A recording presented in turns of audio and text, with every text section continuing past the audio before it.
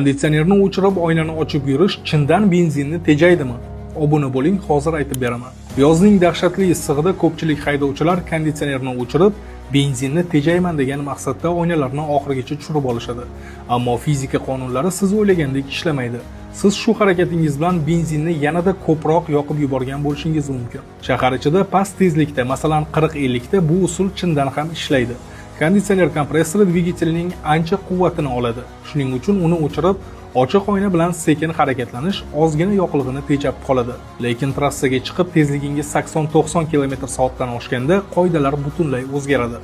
Mashina zavoddan shunday aerodinamik shaklda ishlab chiqariladiki, havo uning ustidan silliq sirpanib o'tib ketishi kerak. Siz oynalarni katta ochib olganingizda esa salonga shiddat bilan bostirib kirgan havo oqimi orqa oynaga borib uriladi va xuddi ochiq parashyut kabi dahshatli qarshilik hosil qiladi. Bu vaziyatda dvigatel mashinani faqat oldinga haydash uchun emas,